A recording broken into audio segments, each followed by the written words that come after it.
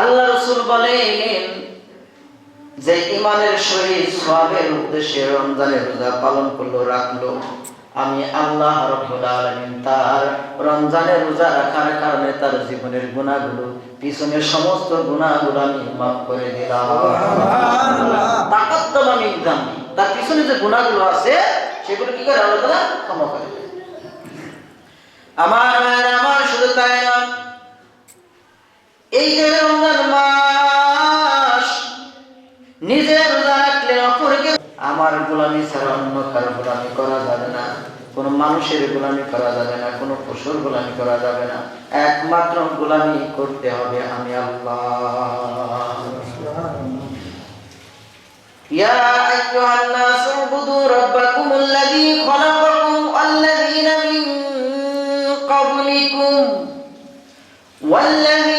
মিন ক্বাবলিকুম লা'আল্লাকুম তাত্তাকুন।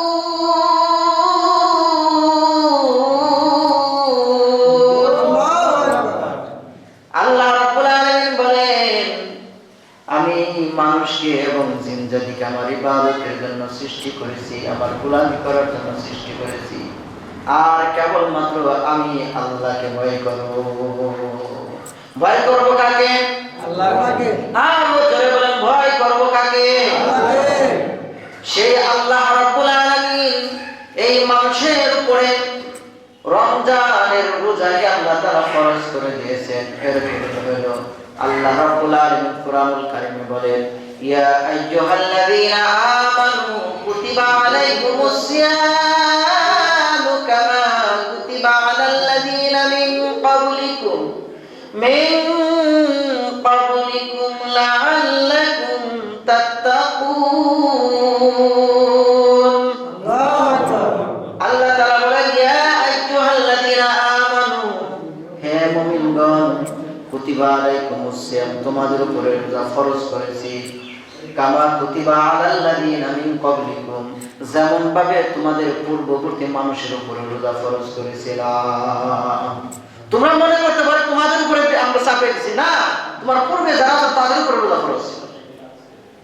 আমার ভাইয়েরা আমার, রমজানুল মুবারকের রোজা ফরজ হওয়ার আগে আশুরা রোজা ছিল। আশুরা রোজা ছিল, সেই আশুরা রোজা পালন করতে হইতো। এই রমজানের রোজা আমাদের জন্য ফরজ করা হয়েছে। বিনা কারণে যদি কেউ রোজা ভঙ্গ করে, রোজা কামাই দেয়, রোজা করে না, সে গুনাহগার হবে।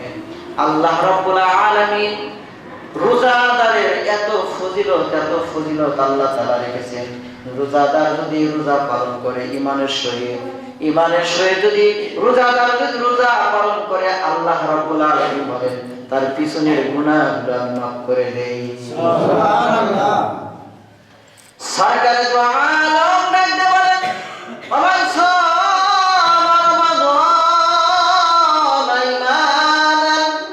ইহতিসাবান গুফিরা লাহু মা তাকদ্দামা মিন যামবি। আল্লাহ রাসূল বলেন যে ঈমানের সহিত সওয়াবের উদ্দেশ্যে রমজানের রোজা পালন করলো রাখলো, আমি আল্লাহ রাব্বুল আলামিন তার রমজানের রোজা রাখার কারণে তার জীবনের গুনাহগুলো, পিছনের সমস্ত গুনাহগুলো আমি মাফ করে দিলাম। সুবহানাল্লাহ। তাকাদ্দামা মিন যামবি, তার পিছনে যে গুনাহগুলো আছে সেগুলো কি করে আল্লাহ তাআলা ক্ষমা করে দেন। আমার শুধু তাই না, এই যে রমজান মাস নিজে রোজা রাখলে অপরকে রোজা রাখার জন্য যদি বললেন, নিজে রোজা রাখছেন অপরকে রোজা রাখার জন্য বললেন, এটাও কিন্তু আপনার জন্য পার্সোনাল একটা সওয়াব। অনেকে আছে শুধু নিজেই ইবাদত করে, কাউকে ইবাদতের কথা বলে না, এটা কিন্তু না। দায়িত্ব আল্লাহ তাআলা প্রত্যেক নবী রাসূলকে দায়িত্ব দিয়ে পাঠিয়েছেন, সে কাজ করবে আবার অন্যকে কাজ করাবে, এটা হলো দায়িত্ব। মুসলমানের এই কাজ দায়িত্ব, এটা আমাদের সকলের কাজ, পালন করতে হবে। আমার ভাইয়েরা আমার, একজন রোজাদারকে যদি ইফতারি খাওয়ান, এক সাহাবী জিজ্ঞাসা করছে, ওগো সরকার, রোজাদারকে যে ইফতারি খাওয়াবো, খাওয়ানোর গুণটা কি একটু বলেন। আল্লাহ রাসূল সাল্লাল্লাহু আলাইহি ওয়াসাল্লাম বলেন, যদি কোনো ব্যক্তি যদি রোজাদারকে ইফতারি করায়, ওই ইফতারি করার কারণে আল্লাহ রাব্বুল আলামিন ওই রোজার পরিবর্তে আল্লাহ তাআলা তাকে কবুল রোজার সওয়াব তার আমলনামায় দান করে দেওয়া। সুবহানাল্লাহ। দিনভর রোজা রাখছি, বলতে পারবো না আমার রোজাটা হয়েছে, পারবো? দিনভর রোজা রাখলাম, রোজা রাখার পর ইফতার করলাম, মনে মনে ভাবছি আমার রোজাটা হয়ে গেছে, কিন্তু আমি গ্যারান্টি দিতে পারবো না। কিন্তু যেই ব্যক্তি রোজাদারকে ইফতার করাইলো, ইফতারি খাওয়াইলো, আল্লাহ রাসূল সাল্লাল্লাহু আলাইহি সাল্লাম বলেন, ওই রোজাদারকে ওই ইফতারি যে খাওয়াইলো তাকে কবুল রোজার সওয়াব তার আমলনামায় দেওয়া হলো। সুবহানাল্লাহ। এখন বলতে পারেন যে খাওয়াইলো তাহলে তার কি রোজা কমে গেল? তার কি রোজা সে সওয়াব কম পাইলো যে খাইলো? আমি অন্যের ইফতারিতে রোজা ভাঙলাম বা রোজা করলাম, রোজা করার কারণে আমার রোজা কি সব কম করবো, আমার কম করবো না, কিন্তু এটা বোনাস হিসেবে তাকে কবুল করে দেওয়া হবে। কত সুন্দর ইসলামের নিয়ম কানুন, কত সুন্দর।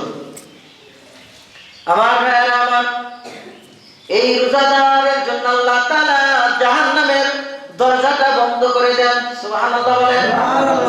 শুধু তাই নয়, এই রোজাদারের জন্য আল্লাহ রাব্বুল আলামিন রায়্যান নামক একটা জান্নাত আছে, ওই জান্নাতটা শুধু রোজাদারদের জন্য খোলা হয়।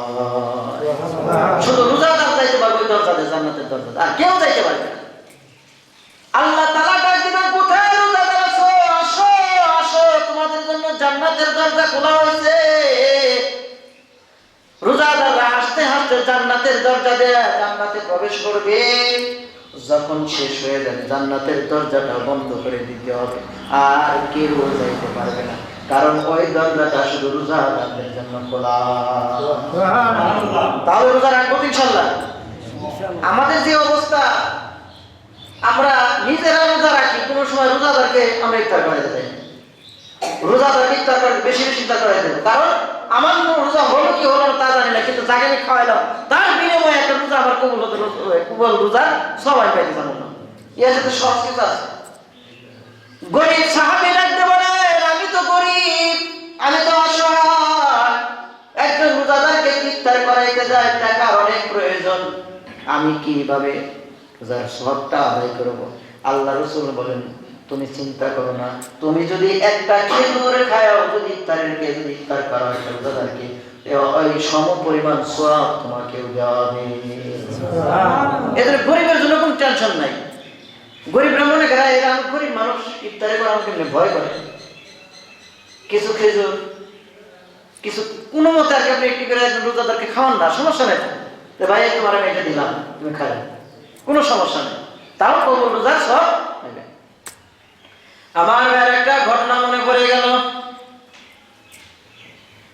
একজন মুসলমান রোজা রাখছে, গরিব অসহায়, সন্তানরাও রোজা রাখছে, স্ত্রী রোজা রাখছে, কিন্তু ইফতারি করার মতো টাকা নাই, ইফতারি করার মতো জিনিসও নাই, ইফতারি করবে কিভাবে? সন্ধ্যার আগ মুহূর্তে চিন্তা করতেছে কোথায় আমি ইফতারি পারবো, কাজও তো করতে পারলাম না, নিজের কাছেও টাকা নাই, ইফতারি আমি কিভাবে আমার সন্তানদের মুখে দেব? কান্না করতেছে আর চিন্তা করতেছে কোথায় যায় কোথায় যায়। সে চিন্তা করতে করতে মাথায় একটা বুদ্ধি আসলো, আমার তো একটা বন্ধু আছে, ধনী মানুষ, সে মুসলমান, তার কাছে যাই, তার কাছে গেলেই হয়তো বা আমি কিছু ইফতারের জিনিস পাবো। আশা করে মুসলমান ভাইয়ের কাছে গেছে, যায় বলতেছে, ও ভাই আমারে কিছু ইফতারের জন্য টাকা ধার দাও। কি চাইছে?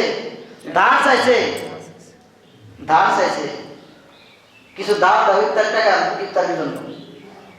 মুসলমান ডাক দেয়, বলে তোমাকে দেওয়া যাবে, তুমি গরিব মানুষ, ইফতারের টাকা দিব 2000 1000 দিব, তুমি আর দিবা না, তোমাকে ইফতারের জন্য টাকা আমি দিতে পারবো না, তুমি চলে যাও। টেনশন আরো বাড়ছে না কমছে?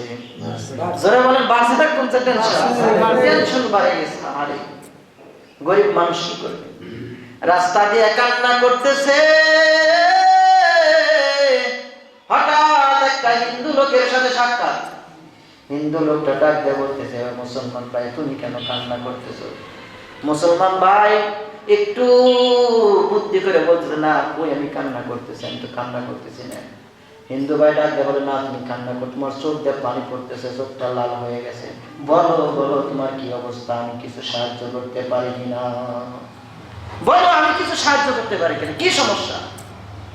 লোকটা ডাক দিয়ে বলে, মুসলমান ভাই বাড়িতে গেছি, সে দেয় নাই, সহযোগিতা করে নাই, আর তুমি তো একজন হিন্দু মানুষ, তুমি কি দিবা নাকি? কয় বলেই দেখো কি সমস্যা। বলতেছে, আমার স্ত্রী না খাওয়া, আমার সন্তানের না খাওয়া, রোজা রাখছে, ইফতারি মুখে দেবো কিভাবে, আমার কাছে টাকা নাই, আমি টাকা ধার চাইলাম মুসলমান ভাইয়ের কাছে, সে আমাকে টাকা দিল না। এবার হিন্দু ভাই ডাক দেবো, ভাই কিছু মনে করো না, আমি একজন হিন্দু মানুষ, কিন্তু তোমার অসহায়তা দেখে আমি আর সহ্য করতে পারছি না, আমি কিছু টাকা দিলে তুমি নিবা কিনা? টাকা দেই তুমি নিয়ে যাও। হিন্দুর কাছ থেকে টাকা নিয়ে গেলে, ইফতারি নিয়ে গেলেন, ইফতারি কিনলেন। ইফতারি নেওয়ার পরে সন্তানের ইফতার করলেন, স্ত্রী ইফতার করলেন, নিজে ইফতার করলো। ইফতার করার পরে যখন মাগরিবের নামাজ পড়লো, এশার নামাজ পড়লো, তারাবি নামাজ পড়লো, নামাজ পড়ে ঘুমায় গেল। গভীর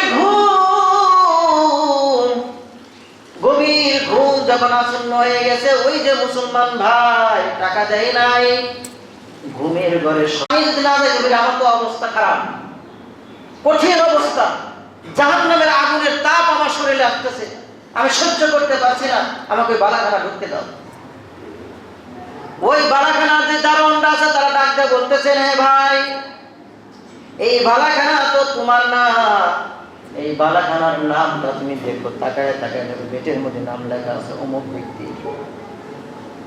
সে যখন এই কথা দেখছে, দেখার পর অস্থির হয়ে গেছে, অস্থির হয়ে হঠাৎ করে ঘুম ভেঙে গেছে, হায় কি দেখলাম। সে ঘুম থেকে ওই রাত্রিবেলা আর দেরি করে নাই, সরাসরি ওই মুসলমানের বাড়ি গেছে। যে ব্যক্তি রোজাদার তার কাছে গেছে, তাকে দেয়া বলতে, ভাই ওঠো, তোমার কত টাকা লাগবে? না না আমি এখন দিব, তোমার কত টাকা লাগবে ইফতারের জন্য বলো, আমি দিব। এবার রোজাদার ডাক দিয়ে বলো, মুসলমান ভাই আমার আর কোনো টাকা লাগবে না, আমার টাকার ব্যবস্থা হয়ে গেছে। কে দিল তোমার টাকা? অমুক ব্যক্তি, হিন্দু মানুষ আমাকে টাকা দিয়েছে।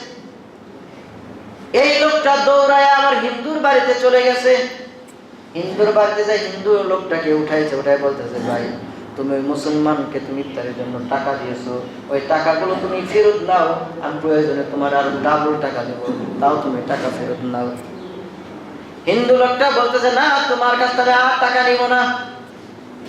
লোকটা ডাকতে বলেন, কেন নিবা না? আমি অনেক টাকা তোমাকে দিব, এরপরেও তুমি আমার কাছে টাকা নাও।